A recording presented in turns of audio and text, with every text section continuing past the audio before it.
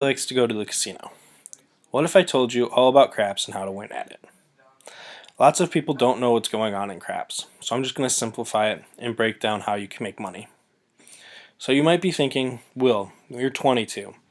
You can't really know that much about a casino game. My dad has been teaching me craps since I was 10 years old, how to hide my money for myself so I can walk out a winner. And since I've turned 18, I've gone to lots of Indian casinos. First, I'll go into the different bets you can make so you somewhat know what I'm talking about. Second, I'll mention how to set the dice so you can get your number the majority of the time. Third, I'll give you the big one, and that's how to make money doing this. So first off, the main idea, if you don't know, is to roll the dice to get a point, hit that number, or anything else you have bet on before you hit a 7. You have about 250 bets that you can make, give or take. But I'm just going to focus on the main ones that won't be a total waste of your money. The first of those is the pass line. That says you're betting the point will come before the 7 does. The second is the don't pass line, that being that the 7 will come in before the point hits. This pays a little less because you are betting with the casino. You can put odds on both of these after the point is hit to make even more money, or you can just play the odds and not the pass or the don't pass line. The field is another bet you can make at any time before the point or after the point.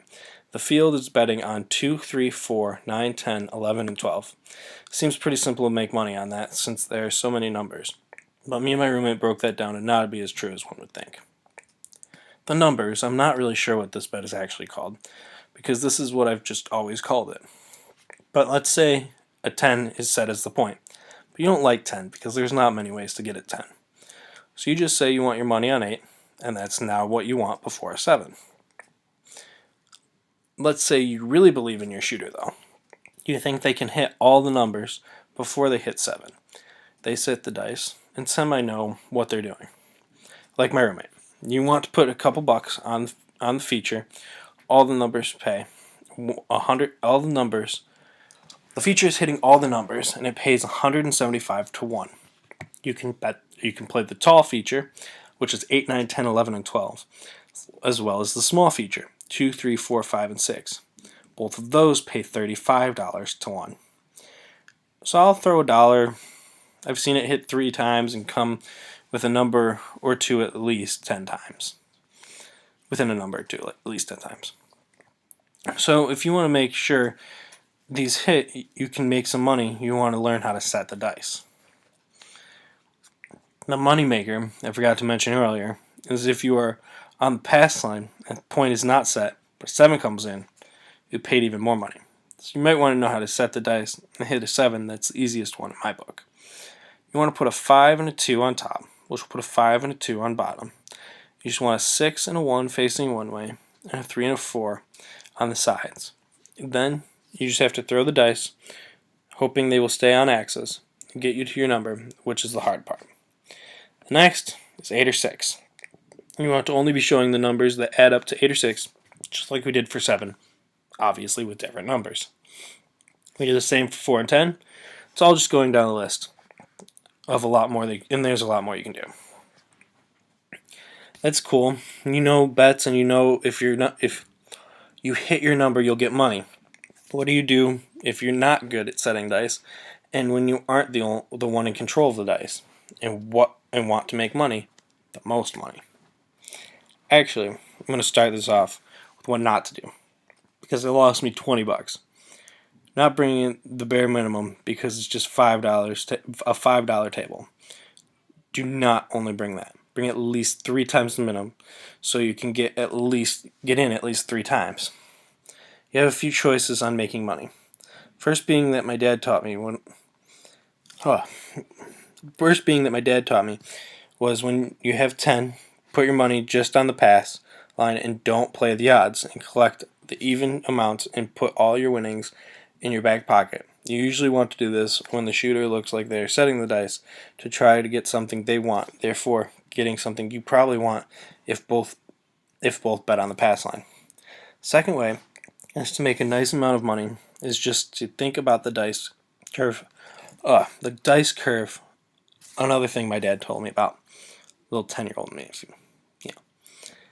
And then I just didn't understand that until he drew a picture. 7 is on top because it's the most combinations add up to 7. Coming down both sides of the curve, you got 6 and 8, 5 and 9, 4 and 10. So betting with the dice curve would be betting only the numbers of 8 and 6. Wait until the point is 6 or 8, put it on the odds, giving you the best chance of hitting these because they are the second to the 7. Last way would be do a mix of the two and put your money on the pass line. When the point is hit, you will put more money behind it and the odds to make money on both the pass line and the odds, which is what people look at stats that tell you is the best. Now, for what my dad taught me, that no one thinks to do. Everyone thinks, oh, I have to leave all my money on the table and be ready to bet. Really what you want to do is what I do, and that's put 5 on the pass line, or only the odds, when the 6 or 8. When I win on those, then leave my bet out there and put what the dealer handed me in my back pocket. If I lose the next round, I have broke even, and don't need to touch my back pocket. Just the next 5 from my 15 that I brought. You keep putting money in your back pocket. It's nice because once I filled it up, I was only about $40, but it was enough chips that I handed them to my girlfriend and said go cash them in and kept playing. Then the 15 that I brought is gone. You simply walk away. And if you have more than 15 when you cash out, you made money. If not, well, you only spent $15 to have some fun. There is one more way that I've really only just come into thinking about in the past few times that I've gone. When I've Googled it, it's been called the Iron Cross. You place the numbers 5, 6, and 8. You put $5 in the field. This is after the point is hit. It can be anything. The point can be any number possible. Don't place any money on the pass line. Then, when they roll number, it will come in. Let's say it comes in a 4. That's great. You get $5 extra out of your field bet. Let's say it rolls in a 5. That's great. 5 pays 7 to 5. So you get $7 back. That's 2 extra and 5 to replace your field bet. So really, you're paying yourself through the Iron Cross. It'll cost you $22 on a $5 minimum table and $44 on a $10 minimum table. Either way, it's one of the ways to rake in a lot of money. Although it high risk, high reward kind of deal. If a 7 hits before any number hits, you lose all 22 of your dollars, or 44 of your dollars. So there you have it. That's what bets you can make, an intro on how to set the dice, and get a nice number, and how to make some money. I hope I was helpful on how to make some money on the casino, because me and my roommate stayed up late one night breaking down every bet and how to make the most money off of this game as a whole.